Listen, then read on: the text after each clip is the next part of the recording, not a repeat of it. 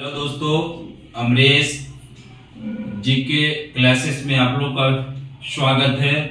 तो आज ज्योग्राफी का बहुत ही इम्पोर्टेंट टॉपिक लेकर के आप लोग के बीच में आए हैं, जो कि है भारत का नदी तंत्र। हम लोग भारत की प्रमुख नदी के बारे में पढ़ेंगे, जिसमें भारत के नदी को दो भागों में बांटा गया है। तो भारत की नदी के बारे में हम लोग आज पढ़ रहे हैं। तो भारत की प्रमुख नदी की बात करते हैं। तो भारत के जो प्रमुख नदियां हैं, वो भारत की प्रमुख नदियों को दो भागों में बांटा गया है। कितने भागों में? तो दो भागों में बांटा गया है। तो सबसे पहला भाग क्या है? तो हिमालय पहला है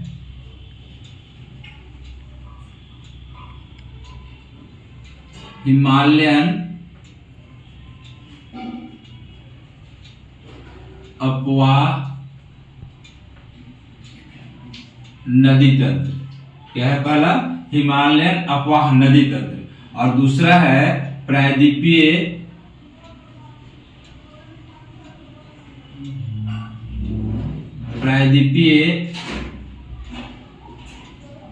अफवाह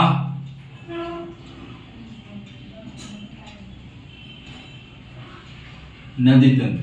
तो हम लोग भारत की प्रमुख नदी को जब देखेंगे, तो हम लोग दो दृष्टिकोण से दो तरीके से भारत की नदी को हम लोग देखते हैं। पहला है कि जो हिमालयन नदी जो है, जो हिमालय पहाड़ से होकर उत्तराखंड से होकर के जितने भी नदियां निकलती है, उसके बारे में हम लोग पहले देखेंगे। उसके बाद दूसरा है प्रायद्वीपीय भारत, यानी कि साउथ भारत की जो नदियां हैं, दक्षिण भारत की नदियां हैं, जिसको हम लोग क्या बोलते हैं, अगले वीडियो में हम लोग पढ़े थे कि प्रायद्वीपीय भारत किसको कहते हैं। तो दक्षिण भारत वाला जो क्षेत्र है, उसको हम लोग क्या बोलते हैं? प्रायद्वीपीय भारत बोलते हैं। तो हिमालय अपवाद नदी तंत्र पहला होगा, दूसरा क्या होगा? प्रायद्वीपीय अपवाद नदी तंत्र। तो प्रायद्वीपीय अपवाद नदी तंत्र क्या हो गया? जो दक्षिण भारत की जितनी भी नदियां हैं, वह प्रायद्वीपीय अपवाह तंत्र के आता है। तो हिमालय अपवाह तंत्र के अंदर दो नदियां महत्वपूर्ण है, जिसको हम बोलते हैं सिंधु नदी, और दूसरा हो गया गंगा नदी।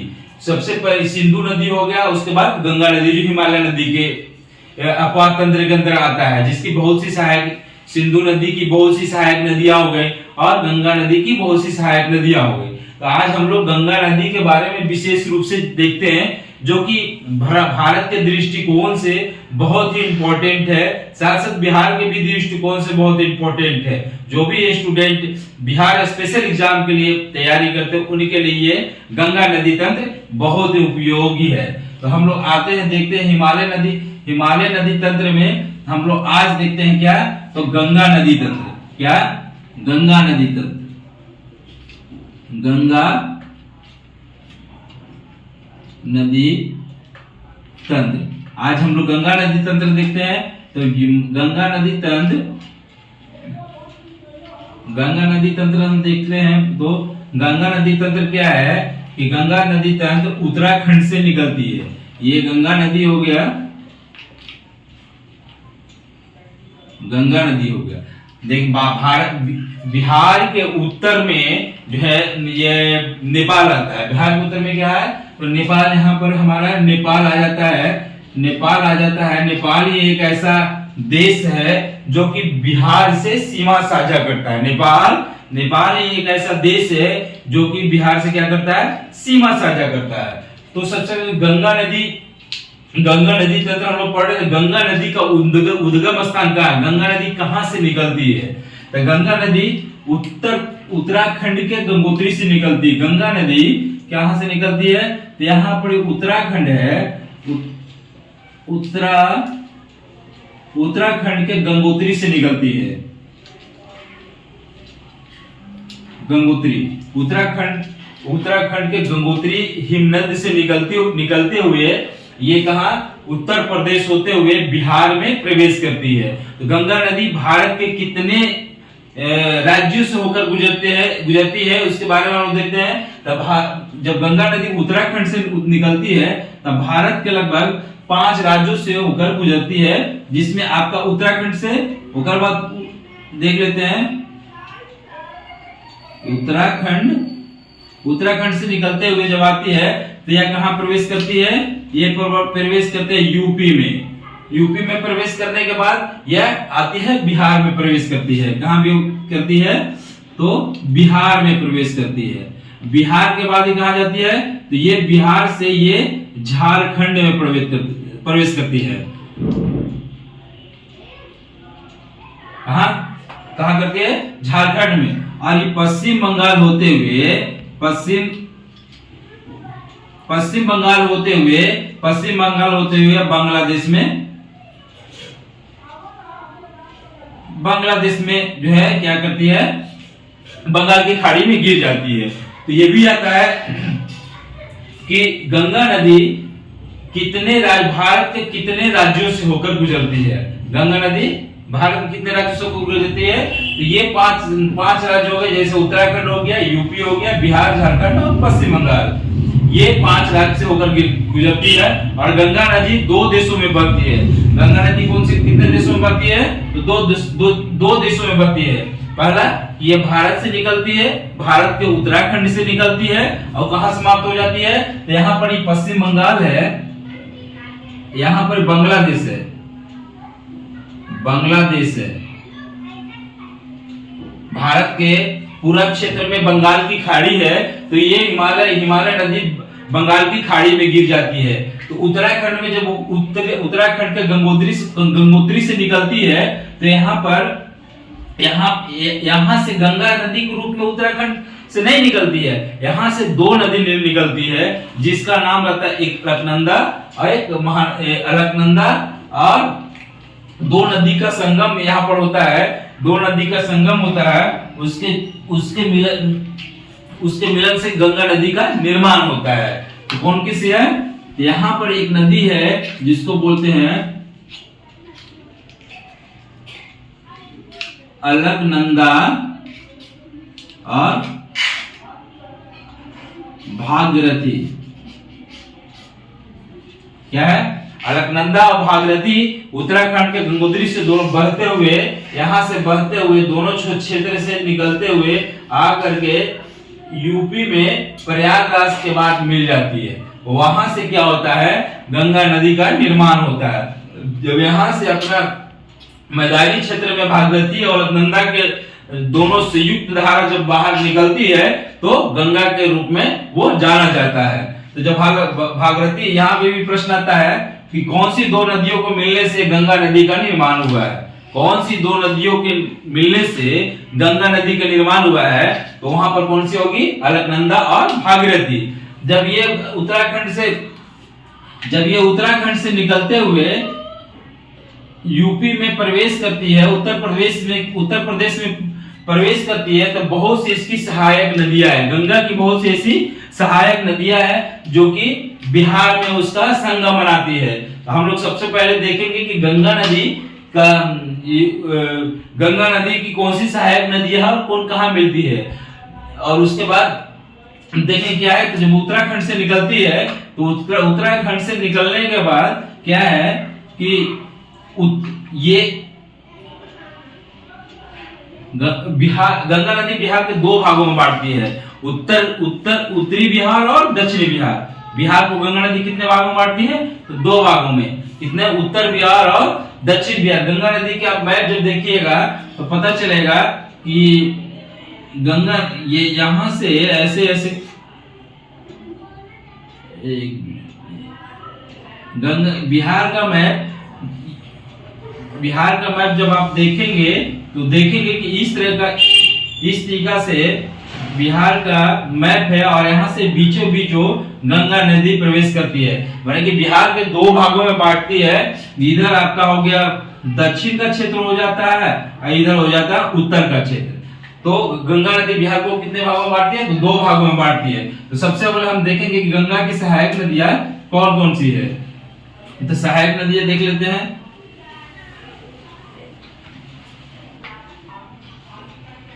एक नदी यहां पर निकलती है जिसको हम बोलते हैं रामगंगा।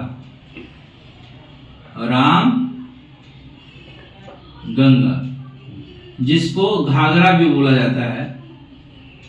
घाघरा, यह कहां आकर के गंगा नदी में ये सोनपुर के पास मिल जाती है। तो घाघरा इसकी सहायक नदी हो गई। फिर दूसरी सहायक नदी गंगा के देखते हैं, तो ये हो गया गोमती। गोमती, उसके बाद गंडक, 1 2 3। उसके बाद चौथी सहायक नदी जो है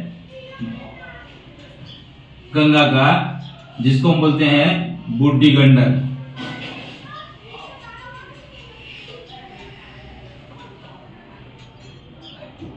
बूढ़ी गंडक। उसके बाद एक और नदी है जो कि इसकी सहायक नदी, जो प्रमुख सहायक नदी में है, वो है कोसी।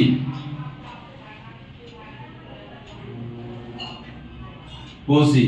और एक सबसे लास्ट में जो है कि पश्चिम में जो मिलती है इसकी गंगा में, गंगा की सहायक नदी जिसको बोलते हैं महानंदा। तो देख रहे थे हम लोग महानंदा। तो महानंदा या बूढ़ी गंडक हो गई, कोसी हो गई। उसके बाद जो है कि दक्षिण से गंगा में मिलने वाली ये एक और नदी महानंदा है, जो कि सबसे पूर्वी क्षेत्र का नदी है।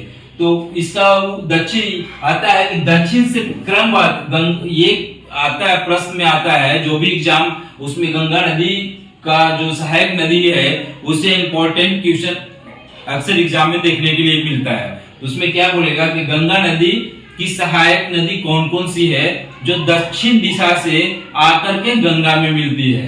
क्या कि गंगा की सहायक नदी कौन कौन सी है जो दक्षिण दिशा से आकर के गंगा में मिलती है। तो उसमें आपका क्रम से नदी को नाम याद रखना अति आवश्यक होता है, क्योंकि कभी कभी क्या होता है ये क्रम वाइज आपको करने के लिए देगा। इसमें मानते हैं कि गोमती है पहले, तो पहले इसका यहाँ पर बूढ़ी गंडक को दे देगा या महानंदा को यहाँ पर दे देगा। इसमें से बोलेगा कि इनमें से सही क्रम कौन सा है। इसलिए आपको क्रम वाइज भी याद रखना होगा कि गंगा की जैसे कि सहायक नदी कौन कौन सी है। तो सबसे पहले गंगा जब उत्तराखंड से निकलती है तो कहाँ इसकी पहली सहायक नदी कौन सी है, तो रामगंगा, जिसको घाघरा बोलते हैं। ये पटना के पास छपरा में मिल जाती है रामगंगा में।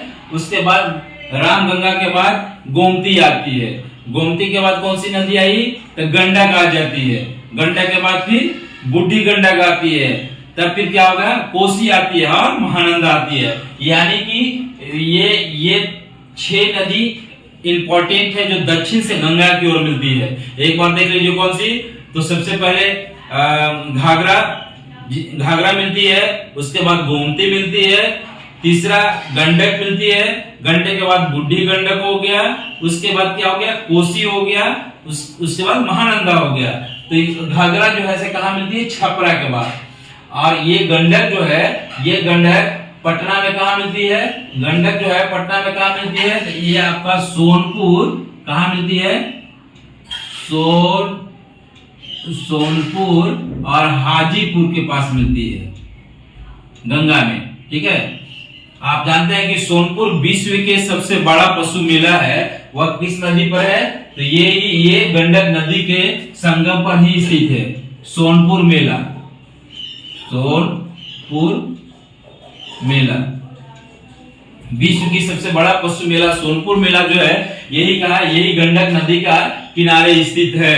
तो गंडक नदी पटना में कहाँ मिलती है, आता है, तो ये मिलती है हाजीपुर और सोनपुर के पास। उसके बाद बूढ़ी गंडक है। बूढ़ी गंडक सहायक, गंडक के बाद आराम से याद कर लीजिएगा रामगंगा, गंगा की सहायक नदी रामगंगा या घाघरा, गोमती हो गया, तीसरा हो गया गंडक हो गया। गंडक के बाद उसमें जब गंडक बहती हुई यहाँ आती है तो क्या हो जाता है, तो बुढ़ा हो जाता है। आराम से हो जाएगा यार, गंडक आने के बाद क्या हो गया, बुढ़ा हो जाएगा, तो बूढ़ी गंडक हो गया। तो घाघरा हो गया, गोमती हो गया, गंडक आया तो बुढ़ा हो गया, तो बूढ़ी गंडक हो गया। उसके बाद तीसरा क्या है, कोसी हो गया, और चौथा हो गया महानंदा। ये दक्षिण से मिलने वाली नदियां हैं। उसके बाद हम उत्तर से मिलने वाली गंगा की सहायक नदी के बारे में देख लेते हैं। तो सबसे पहले यहां से एक नदी गुजरती है, एक नदी इसमें गुजरती है, एक नदी गुजरती है जिसको हम बोलते हैं यमुना नदी। यमुना यमुना यमुना नदी भी क्या है, यमुना नदी भी उत्तराखंड से ही निकलती है, लेकिन जब उत्तराखंड की पहाड़ी से निकलती है तो इसका दिशा अलग हो जाता है, और ये आकर के यमुना नदी उत्तराखंड से होते हुए यूपी से भी, उत्तराखंड के बाद यूपी में यमुना भी बहती है और गंगा भी बहती है, दोनों बहती है। लेकिन क्या है कि यमुना का दिशा अलग हो जाता है और गंगा का दिशा अलग हो जाता है। लेकिन जब यूपी में आती है तो यूपी में जो है ये क्या होता है, यमुना नदी आकर के गंगा में मिल जाती है। कहाँ मिल जाती है? यूपी में, यहाँ पर आकर के इलाहाबाद में मिल जाती है। इलाहाबाद के पास यह संगम बनाती है। कौन सी? यमुना नदी। ये यमुना नदी की भी कुछ सहायक नदी, यमुना नदी का भी कुछ सहायक नदियां हैं, जैसे केन नदी हो गया, बेतवा हो गया, यहां से एक नदी आती है जिसको बोलते हैं चंबल। तो यमुना नदी उत्तर की ओर से मिलती है, तो यमुना नदी की भी कुछ सहायक नदियां है, जैसे केन, बेतवा, चंबल, तीन नदी जो है यमुना नदी की सहायक नदी है। तो ये आती है, तो ये क्या हो गया, ये यमुना नदी हो गया। तो यमुना नदी आकर के गंगा में इलाहाबाद के बाद मिलती है। एक और यमुना नदी गंगा में जो मिलती है, एक छोटी सी नदी यहां से पर मिलती है जिसको हम बोलते हैं टोंस। कौन सी नदी है? टोंस है। टोंस भी गंगा नदी की सहायक नदी है। और उत्तर की ओर से मिलने वाली सबसे बड़ी सहायक नदी जो है उसको हम बोलते हैं सोन नदी। कौन सी नदी बोलते हैं? सोन नदी। उत्तर की ओर से मिलने वाली सबसे बड़ी सहायक नदी है, कौन सी है? इसको हम बोलते हैं क्या? सोन नदी। सोन नदी जो कि मध्य प्रदेश के अमरकंटक से निकलती है। हम लोग अगले वीडियो में देखे थे कि कौन कौन सी नदी कहां से निकलती है, ये हम लोग विस्तार से देखते हैं। जैसे महानंदा कहां से निकलती है, सोन कहां से निकलती है, गंगा कहां से निकलती है, ताप्ती कहां से निकलती है, नर्मदा कहां से निकलती है, कहां मिलती है, ये हम लोग अगले वीडियो में देखे हैं। अगर आप लोग नहीं देखे हैं तो मेरा पिछला वीडियो आप लोग देख लीजिएगा, आपको समझ में आ जाएगा कि कौन सी नदी कहां से निकली है। तो टोंस जो है गंगा की सहायक नदी है, और उत्तर की ओर से गंगा में मिलने वाली सबसे बड़ी सहायक नदी अक्सर एग्जाम में पूछा जाता है, क्योंकि ये सब तो लोगों को ध्यान में रहता है, लेकिन अक्सर पूछा जाता है कि उत्तर की ओर से गंगा में मिलने वाली सबसे बड़ी सहायक नदी गंगा की कौन सी है? तो यही है सोन नदी। सोन नदी जो है कहां से निकलती है? अमरकंटक से निकलती है। कौन सी?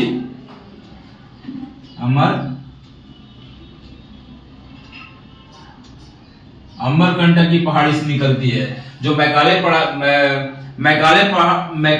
पठार की सबसे ऊंची चोटी कौन सी है? अमरकंटक। किसकी है? मैकाले पहाड़ की सबसे ऊंची चोटी है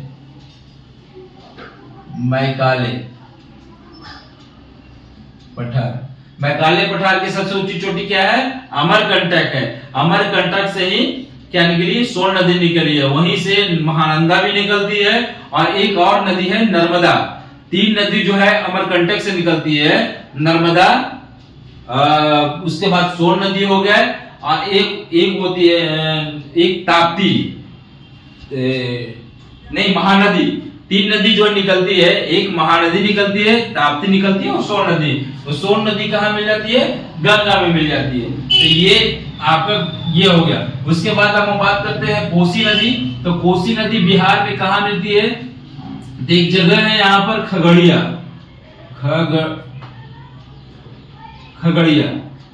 कोसी नदी बिहार का सबसे विनाशकारी नदी, सबसे खतरनाक नदी की बात करते हैं तो कोसी नदी है।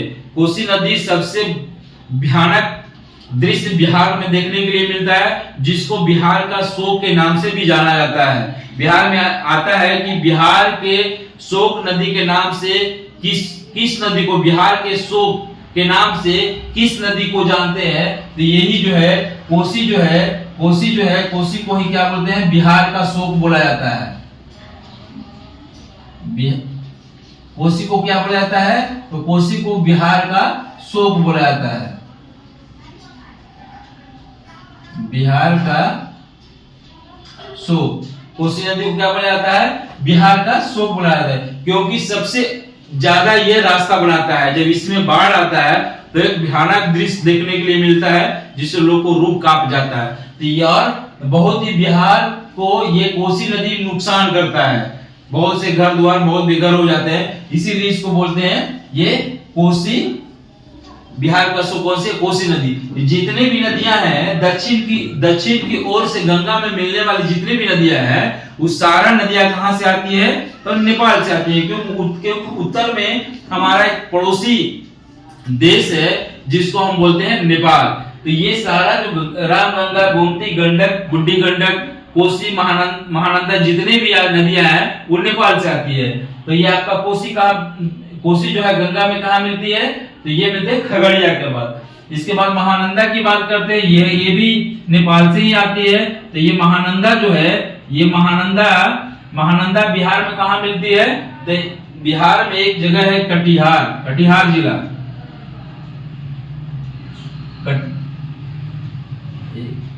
क्या है? कटिहार के पास एक जगह है कुर्सेला, ठीक है। तो कोसी कहाँ मिलती है? खगड़िया के पास मिलती है गंगा में। महानंदा कहाँ मिलती है? तो कटिहार के पास कुर्सेला है, वहां मिलती है। ये घाघरा कहाँ मिलती है? तो ये घाघरा मिलती है सोनपुर, बिहार में सोनपुर जगह है। ये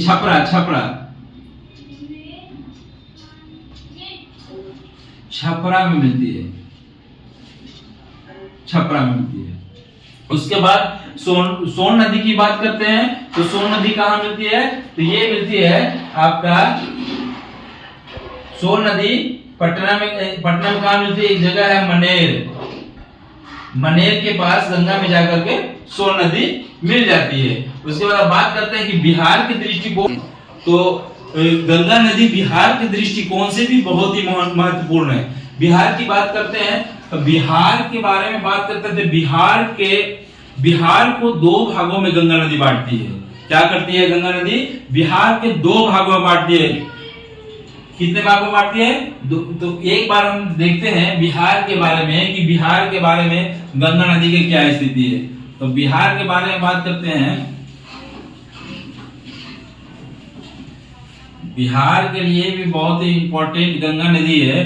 गंगा नदी तंत्र की बात करते हैं बिहार के बारे में, तो गंगा नदी देखते हैं। गंगा नदी बिहार के लिए भी इंपॉर्टेंट है। क्यों? क्योंकि गंगा नदी बिहार को दो भागों में बांटती है। ये इधर हो गया दक्षिण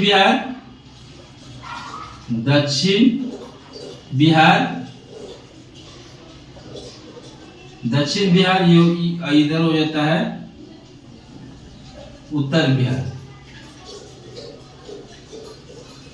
तो गंगा नदी उत्तराखंड से निकलते हुए यूपी होते हुए जब बिहार में प्रवेश करती है, तो बिहार में आपका बक्सर से गंगा नदी बिहार में प्रवेश करती है। कहाँ प्रवेश करती है? तो बक्सर एक जिला है। क्या है? बिहार के में एक बक्सर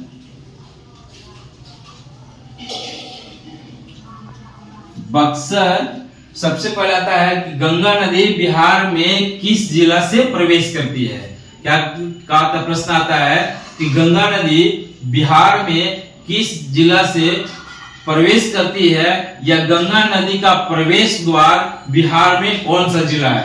आपको क्वेश्चन किसी भी तरह से घुमा करके पूछ सकता है कि गंगा नदी का प्रवेश द्वार बिहार में कौन सा जिला है, या गंगा नदी बिहार के किस जिला से प्रवेश करती है। तो जब यूपी उत्तराखंड से होते हुए यूपी में प्रवेश कर करके जब बिहार में प्रवेश करती है, तो सबसे पहले किस जिला में प्रवेश करती है?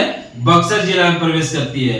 बक्सर जिला प्रवेश करते हुए भोजपुर आरा होते हुए आगे बढ़ती है।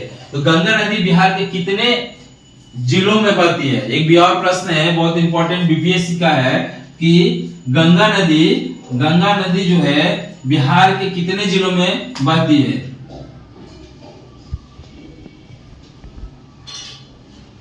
गंगा नदी बिहार के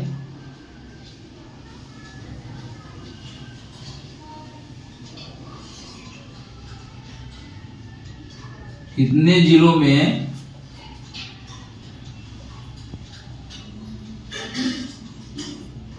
बहती है? कितना है? तो 12। गंगा नदी कितने जिलों में बहती है? बिहार के कितने जिलों में बहती है? तो ये बहती है 12 जिलों में। ठीक है, तो ये 12 जिला जो है बिहार का, जो 12 जिला है, तो ये भी तो प्रश्न हो सकता है कि जब गंगा नदी बिहार के 12 जिलों में बहती है तो सबसे ज्यादा किस जिला में गंगा नदी बहती है? यानी कि बिहार के किस जिला में सबसे अधिक लंबाई गंगा नदी का है? बहुत इंपॉर्टेंट है, इसको ध्यान दीजिएगा। क्या है? 12 जिला में जब गंगा नदी बहती है तो सबसे ज्यादा लंबाई बिहार में किस जिले में है? बिहार वाले या बिहार बीपीएससी वाले बहुत इंपॉर्टेंट है। तो ये पटना जिला है। पटना जिला है जहां 99 किलोमीटर ये क्षेत्र में फैली हुई है गंगा नदी। तो बिहार के 12 जिलों में गंगा नदी बहती है, जिसमें सबसे अधिक लंबाई कहाँ है? पटना जिला में है।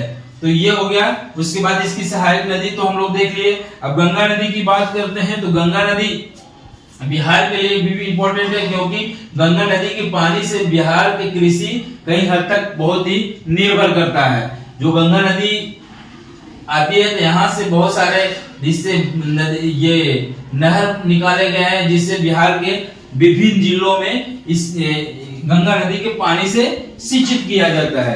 ये इंपॉर्टेंट इसलिए भी है। तो गंगा नदी बहुत ही महत्वपूर्ण रहता है। और बात करते हैं गंगा नदी की, तो गंगा नदी में कुछ उपनाम इसका भी है। जैसे ये बांग्लादेश में गंगा नदी पहुंचती है। कहां?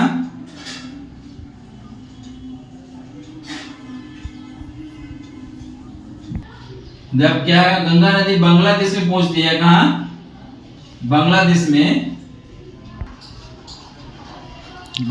में पहुंचती है तो इसको क्या कहा जाता है? पद्मा कहा जाता है। ठीक है, क्या बोला जाता है? पद्मा।